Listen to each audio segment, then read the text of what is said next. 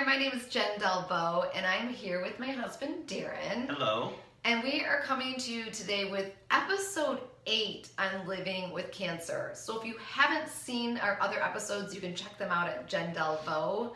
Our YouTube is Jen Delvo, Jendelvaux. There you'll find our other episodes. Darren he was diagnosed in 2009 with brain cancer. He's had 2 brain surgeries. So we kind of tell you what we experienced through all of that and the struggles and some funny things actually too, like when you passed out in the plane. Like we've had some crazy stories. How was that funny? Well, after It was a little bit funny. After the fact. Yeah. So today it's a continuation of what we talked about last week. So if you are not caught up, you might want to get caught up, or this might be confusing to you. But we ended with Darren. He came back to the hospital for the 3rd time with just not feeling right. They figured out he had had a stroke. This is after brain surgery too, and just wasn't doing very well. And they could not figure it out at all. Like, he was a house patient. It was the doctors locally talking to the doctors in Houston. They were running test after test after test, and he could not get better. Like, you were not yourself. Yeah. In fact, part of this, while we're doing this today, I'm probably going to leave out a lot of detail because I simply don't remember it. Yeah. There's probably maybe 2 or 3 things that I do remember from everything. He was that so stood out of it at this time. He just interrupted me. Oh, sorry. He was just very, very, very out of it. Yeah. And doesn't have a lot of memory of this time. But, so that's why you'll hear mostly from me. Were you trying to say something else? I'm sorry. No, it's okay. Okay. I forgot already. Sorry. There was one night, I don't know if you remember this. He was at the hospital for 3 weeks, or maybe 3.5 weeks. And between my family and my friends, we were all there to support. I had tons of support. If I didn't stay the night at the hotel, one of my family members did. And Me at the hospital. did I say hotel? Yeah. We were definitely not at a hotel. We were at a hospital. So at the hospital, my mom would stay there, or my stepmom, Leslie, would stay there. Somebody stayed with him. We would never leave Darren alone. Mm-hmm. So it happened to be a night when Leslie was there one night, and Darren woke up early in the morning at like 5 a.m. and he said to Leslie, "Hey, remind me when the nurses come in to ask them about meningitis." Yeah. Yeah, because at that point I was having a lot of pain, and I know that people that have went through meningitis, I guess it was pretty severe pain, and so obviously I was drugged up a lot through that entire time to relieve the pain, but I think meningitis was the one thing I'm like, why is this happening? Right. Well, and you couldn't have light in the room. There was a lot of things that were happening, and he was just not himself. And the doctors were running every test under the sun, and they could not figure it out. When the nurse came in the morning, Leslie told the nurse this is what Darren woke up and suggested. And so they immediately ran that test and did a spinal tap. And I remember Darren leaving for the spinal tap, and I was crushed, you guys, driving back and forth from the hospital, like seeing the spots where we would go out on dates, and just thinking our lives would never be the same, because he was a completely different person. I didn't even know this person. Like, all the joy was gone. You're gone for like an hour. You remember being in the spinal tap. I remember it, yeah. Because I was awake for it. They didn't like sedate me. And you immediately felt... Yeah, the cool thing was because there was so much pressure in my head. I was out of it. I couldn't really comprehend anything. And as soon as they finished that procedure, I was so relieved. Most people would kind of think like, you just got a spinal tap and you feel relieved. But that's all it was. It took all the pressure out of my head, whatever. Yeah. And I felt fantastic. I was like a new person. I mean, completely. He got real. That's one of the 2 or 3 memories that I have of that. Yeah. Was that? He came back a brand new person. Like, I was like, oh my gosh, I can see Darren's personality. I could see it. He was like joking around and smiling and was a new person. So what they figured out was there was an infection going on at the site of where the tumor was, where they had done the surgery. There was an infection at the site, and I honestly think one of the reasons why he got this infection was a couple episodes when he was in a lot of pain. He kept putting, it was brand new surgery, like 5 days old, and you don't want anything close to that area. And he kept taking washcloths and it was hitting. Oh yeah, I forgot about that. And over and over, and would grab them and like washcloth. All you wanted was a washcloth on your head, and I just kept thinking. I think if I were to make a guess, that's where that infection came from. So we figure this out, and the doctor immediately comes in and he says, well, we have to perform surgery to remove that bone flap. And so they would do the surgery, remove the bone flap, would then have to create a titanium plate to put in, to replace it, and then, but not yet. So they would remove the bone flap, sew it back up. In fact, the doctor said, it'll look like he's got an ashtray in his head. Yeah, I'll never forget when he said that. Yeah, what the plan was is they would cut a hole about that big in the skull, and I think we got to explain that a little deeper. Sure. So what they do is they wanted to remove the bone flap for a whole year, and so it would leave an indention in my indention. Is that a word? Yeah, I think. Okay. Indention. That doesn't sound. It doesn't sound like a word. But yeah, so they're gonna. So they were going to leave the bone flap out for an entire year. Yeah. And after a year, then they were going to go in and they were going to put a titanium plate in there. Right. But what they're afraid of is if they put in that titanium plate, it could get rejected. Right.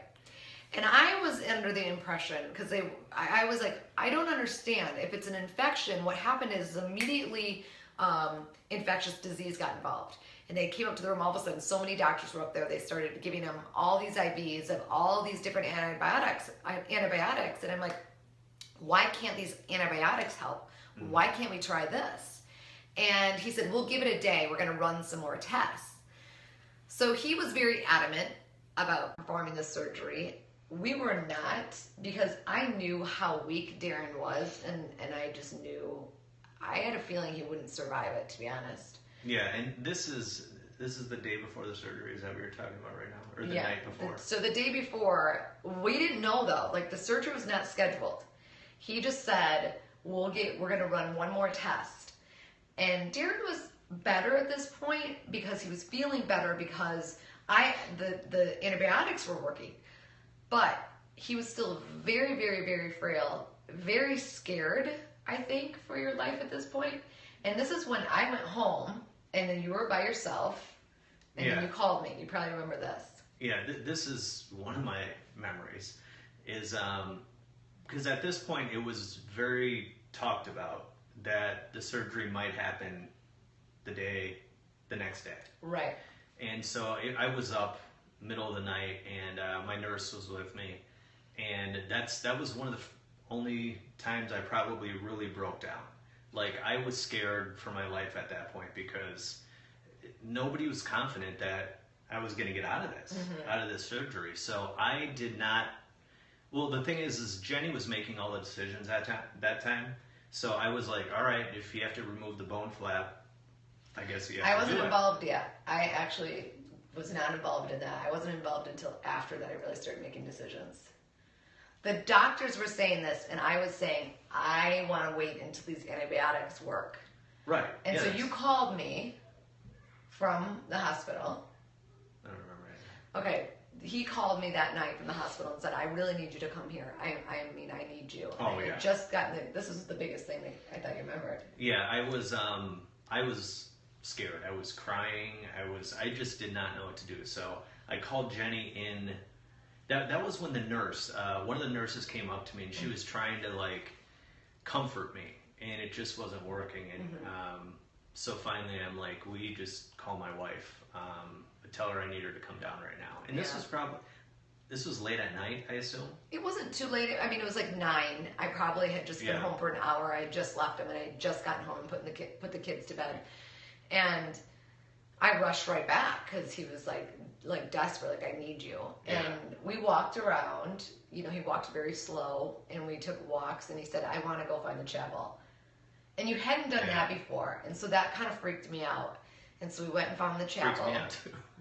And he was just scared, and it was and I just kept encouraging him and saying, no decisions have been made at this point. You're not getting surgery. You'll be okay. And finally, you were better, and went to bed. And I went home. Came back the next morning at 7 a.m. And Darren says to me, the surgery's at 1 o'clock. And I'm like, oh yeah. I'm like, no, it's not. I'm like, no way. The surgery is not happening. I'm like, did they get more tests back? He's like, no. I'm like, I want to talk to the surgeon. So I got the nurse on the phone. And usually Darren, I mean, he trusts doctors. I mean, of course you should. But he liked to listen to them.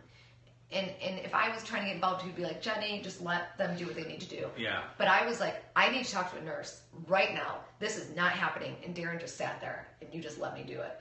So I called the nurse, and the nurse said, well, he's in surgery. I said, well, you tell him this 1 o'clock surgery is not happening, and that I need to talk to him before this happens. So she said, well, he won't be out for a while. I'm like, fine. Well, he ended up coming up before that surgery even started. It really hadn't technically began yet. And we knew this doctor, and I'm like, no. I'm like, I want to try this. He said, well, he could leave here and die from this infection.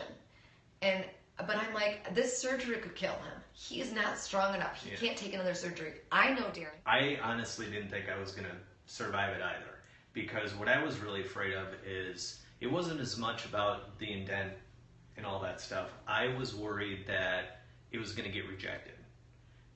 Once they put that titanium plate in, and I was so afraid that the second they put it in, and 2 months later, they're going to be like, it's been rejected, and then I'm going to have to go through the whole thing again. Yeah. And I was afraid then that was going to be like my last chance. Right. Because it's just been so much already. I was like, I don't know if my body can go through that again. He was really scared. I mean, he thought, he was crying, and the doctor said, I can't be your friend at this point. He's like, I have to be your doctor, and I can't. I don't agree with this. And I said, well, we're not having the surgery. And I refused it. And Darren sat right there and agreed with me. So what happened is because I had talked to the infectious disease person. Don't think I didn't. I had another plan. And I made sure I talked to the doctors. And I said, can this work? These antibiotics. And they said, yes, but he will be on them for a few months. And so we had a plan. It wasn't like we just left the doctor and didn't do this. We had a plan in order, and we knew we were going to be leaving the hospital, and we were going to be continuing. I was going to be Nurse Jen, and which take ended care up of him. being anyway. I was good. I'm a good nurse. So we went home, and you know what, you guys? It was another time where I think he could have lost his life, and he didn't. What's that? Meaning, like, you have to trust your intuition. Like, if you feel like something is so not right, trust your intuition. Like, I knew that surgery was not right. This is where Jenny really stepped up, and I still think to this day that she is the one that saved my life, because, like I said, I was very doubtful that surgery was going to work. In fact, to MD Anderson, correct? Yes. MD Anderson, it was really interesting because all of a sudden this happened so fast. They were kind of involved, and I think I had called them the day before, and I said this is what they want to do. I didn't say this is what they were doing. I said, but I don't want this to happen. Well, the next day, my doctor, or Darren's doctor, called Dr. Prabhu from MD Anderson. He was my surgeon. He was like, Jen, this surgery cannot happen. And I was like, I know, I actually stopped it. It was supposed to happen this morning. And he goes, thank God. Like, no, that is not how they would have done it at MD Anderson. So we were so thankful we did that. I mean, like... And that's when Dr. Prabhu called my other doctor. Yeah, they got into a little heated argument about it. Right. And I decided, I said, I'm going to go with, I really trust Dr. Prabhu. And and so after that discussion, I think my other doctor said, he's just not going to be involved in that because it's too risky. He said, I can't care for you guys if you're not going to listen to me because it's a liability. So we were like, that's fine. This doctor, listen, he was a great doctor. I swear he saved Darren's life a couple of times by sending us to MD Anderson. So I completely have the most utter respect for him. That was just his plan at that time. And we just didn't feel like it was the right plan. And so that's why you always, always, always have to listen to what your instincts is telling you. Going back to removing the bone flap, I mean, I kind of lost my train of thought. Go ahead. It would have been hard. It would have been a whole year long, 2 more surgeries Yeah. involved. It would have been very extensive. It was not just a simple surgery. And the thing was, it's like, why not exhaust all antibiotics? And that's the thing. I'm like, it's not like it's gonna all of a sudden, it's gonna happen immediately. Right. So I'm like, let's just do the antibiotics. Let's go heavy antibiotics. And if it doesn't work, then we take the bone flap out. But Yeah. why do it in reverse? Right. I was actually a really good nurse too. She was, I yeah. changed the meds every day. I thought you were gonna say you changed my bed linens, but No. yeah. Let's end there. The next episode, episode 9, is going to be when we go to Houston for a checkup. And let me tell you what, the drama does not end, you guys.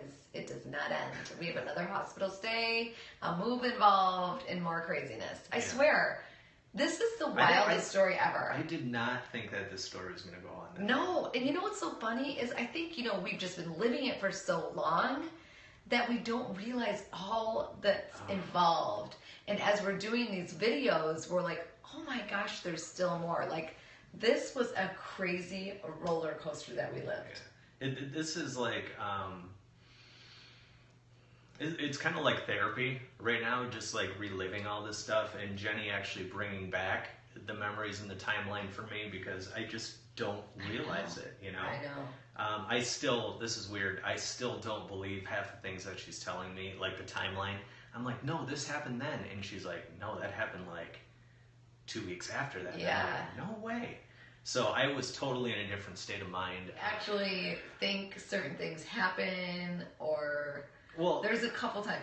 There should be a whole episode, you guys, on the funny things he did, because wow, he did some wild things after brain surgery. Yeah. But anyway, We'll get into that. So let's just end this here. Okay. And the way it started. Thank you so much for watching our video today and joining us. We really appreciate it. If you want to watch other videos or prior episodes, you can go to my YouTube channel, Jen Delvo. Go to my website, jendelvo.com. There's tons of information there on living with cancer and fitness and health and a whole bunch of other stuff. We really appreciate watching. Thank you. Yeah, and I really do encourage you to go back and watch this whole story unfold. Yeah. Because you're getting bits and pieces of it, but I really encourage you to do it. Yeah, I think that's about it.